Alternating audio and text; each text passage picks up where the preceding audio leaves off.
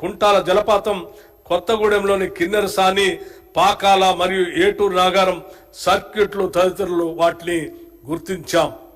ఇకో tourism అభివృద్ధి ద్వారా పర్యావరణ పరిరక్షణతో పాటు రాష్ట్రానికి ఆదాయ వనరులు కూడా సమకూరుతాయి. ఈ ఏడాది 20.02 కోట్ల చెట్లను నాటే లక్ష్యంతో ప్రభుత్వం వజ్రోత్సవ వన మహోత్సవ కార్యక్రమాన్ని ప్రారంభించింది. మానవులకు జంతువులకి మధ్య జరిగే ఘర్షణలో ప్రాణాలు కోల్పోయిన వ్యక్తులకు అందజేసే పరిహారాన్ని ఈ ప్రభుత్వం 5 లక్షల నుంచి 10 లక్షలకి పెంచింది. దీనివల్ల అటవీ ప్రాంతాల్లో నివసించే కుటుంబాలకు ఒక భరోసా ఉంటుంది. అడవులు మరియు పర్యావరణ శాఖకి ఈ బడ్జెట్లో 1,064 కోట్ల రూపాయలు ప్రతిపాదిస్తున్నాం.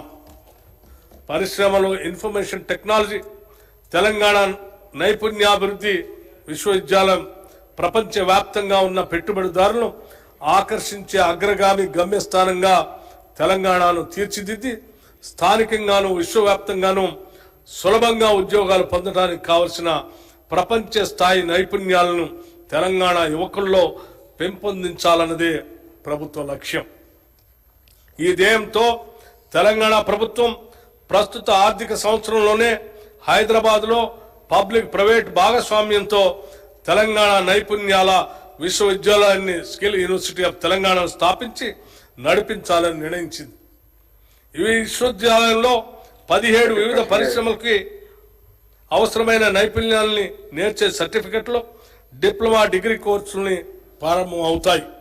నేరుగా పరిశ్రమలో అనుసంధానింపబడి అధ్యయన ఆచరణ మధ్య అంతరం లేని విధంగా ఉద్యోగార్జనే ఏకైక లక్ష్యంగా ఈ కోర్సులు బోధనాంశాలకి రూపకల్పన చేస్తాయి. కృత్రిమ మేధో పరిజ్ఞానం తెలంగాణ కృత్రిమ మేధో పరిజ్ఞాన రంగంలో ఎంతో ప్రగతిని సాధించింది. ఈ రంగాన్ని మరింత బలోపేతం చేయడానికి హైదరాబాద్ని ఈ రంగంలో అగ్రగామిగా తీర్చిదిద్దేందుకు ప్రణాళికలు సిద్ధం చేస్తున్నాం. మన నగరం భవిష్యత్తులో ఏ కంప్యూటర్ పరికరాలతో అత్యాధునిక కృత్రిమ మేధో పరిజ్ఞాన పరిశోధక కేంద్రంగా రూపొందించబడుతుంది. తెలంగాణ కృత్రిమ మేధో శిఖరాగ్ర సమావేశం హైదరాబాద్లో ఈ సెప్టెంబర్ 5-6 తేదీలలో జరుగుతుందని ప్రకటించడానికి ఎంతో ఆనందంగా ఉంది. కృత్రిమ మేధో పరిజ్ఞానం అందరికీ ఉపయోగపడాలి.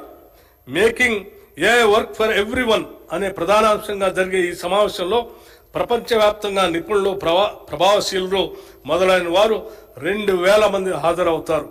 ఈ సమావేశం ఏ రంగంలో తెలంగాణ యొక్క పురోగతికి చాలా దోహదపడుతుంది. తెలంగాణలో ఇంకా ఫైబర్ గ్రిడ్ సౌకర్యం లేని మారుమూల ప్రాంతాలకు దాన్ని విస్తరిస్తాం. దీనివల్ల ఆ ప్రాంతాల్లో ఇంటర్నెట్ మరియు కేబుల్ నెట్వర్క్ సౌకర్యాలు అందుబాటులోకి వచ్చి స్థానిక ప్రజలకే కాకుండా అక్కడికి వచ్చే పర్యాటకులు కూడా సులభంగా ఉంటుంది. ఎకో టూరిజం అభివృద్ధికి కూడా ఈ ఫైబర్ గ్రిడ్ దోహదపడుతుంది. ఒకప్పుడు తెలంగాణకు గర్వకారణంగా ఉన్న నిజాం షుగర్ లిమిటెడ్ పలు రకాల ఒడిదుడుకుల కారణంగా మూతబడింది. దీన్ని ఇప్పటి వరకు ఎవరు పట్టించుకోలేదు. దాన్ని పునరుద్ధరించడానికి ఏమాత్రం ఆసక్తి చూపించలేదు. కానీ మా ప్రభుత్వం వచ్చిన వెంటనే మేమిచ్చిన మాట ప్రకారం నిజాం షుగర్స్ లిమిటెడ్ పునరుద్ధరణకు జనవరి 2024లో ఒక కమిటీని నియమించాం. త్వరలోనే తెలంగాణ ప్రజల చిరకాల స్వప్నమైన నిజాం షుగర్స్ లిమిటెడ్ని తిరిగి ప్రారంభిస్తాం. మన చేనేత అన్నలు నేసే ఒక్కొక్క వస్త్రం ఒక కళాఖండం.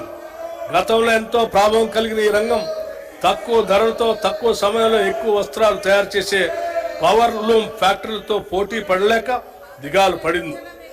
ఈ రంగాన్ని చేతి నుంచి ఆదుకోకపోతే మన చేనేత కళలు శాశ్వతంగా అంతరించిపోయే ప్రమాదం ఉంది. మా ప్రభుత్వం అందుకే చేనేత రంగం పునరుజ్జీవనానికి చర్యలు ప్రారంభించింది.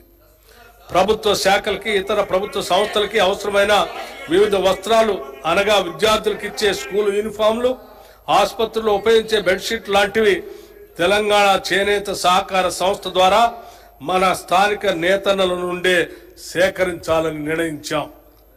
గత 7 సంవత్సరాలుగా తెలంగాణలో Indian institute of handloom technology ఏర్పాటు విషయం పెండింగ్లో ఉంది. మా ప్రభుత్వ ప్రయత్నం వల్ల ఇటీవలే ఈ ఇన్స్టిట్యూట్ ఏర్పాటుకి కేంద్ర ప్రభుత్వం అంగీకరించిందని తెలియజేయడానికి ఎంతో సంతోషిస్తున్నాను. అంతేకాకుండా మన రాష్ట్రంలో ఒక centre of excellence for textiles ఏర్పాటుకి కూడా కేంద్ర ప్రభుత్వంతో సంప్రదింపులు జరుపుతున్నాం. ఈ ప్రతిష్టాత్మక సంస్థల ఏర్పాటు మన రాష్ట్రంలో చేనేత రంగ అభివృద్ధికి ఎంతగానో తోడ్పడుతుంది. పరిశ్రమల శాఖకి ఈ బడ్జెట్లో 2,762 కోట్ల రూపాయలు ప్రతిపాదిస్తున్నాం. ఇన్ఫర్మేషన్ టెక్నాలజీ శాఖకి ఈ బడ్జెట్లో 774 కోట్ల రూపాయలు ప్రతిపాదిస్తున్నాము. నీటిపారుదల రంగం రాష్ట్రంలో ఈనాటి వరకు 34 భారీ 39 మధ్యతరహా మొత్తం 73 నీటిపారుదల ప్రాజెక్టులు చేపట్టడం జరిగింది. వాటిలో 42 ప్రాజెక్టులు 10 భారీ మరియు 32 మధ్యతరహా పూర్తి చేయటం జరిగింది. ప్రస్తుతం 24 భారీ మరియు 7 మధ్యతరహా మొత్తం 31 ప్రాజెక్టులు నిర్మాణంలో ఉన్నాయి. గత ప్రభుత్వం కాళేశ్వరం ప్రాజెక్టు నిర్మాణంలో తీసుకున్న తొందరపాటు నిర్ణయాలు, డిజైన్లో లోపాలు, నాణ్యతారహితంగా చేసిన నిర్మాణాలు ఆ ప్రాజెక్టు భవిష్యత్తుని ప్రశ్నార్థకం చేశాయి. ఈ ప్రాజెక్టు గురించి చేసిన ఆర్బాట్ ప్రచారంతో రైతులు దీనిపై ఎన్నో ఆశలు పెట్టుకున్నారు. కానీ కొద్ది కాలంలోనే ఈ ప్రాజెక్టు యొక్క డొల్లతనం బయటపడి రాష్ట్రమంతా దిగ్భ్రాంతి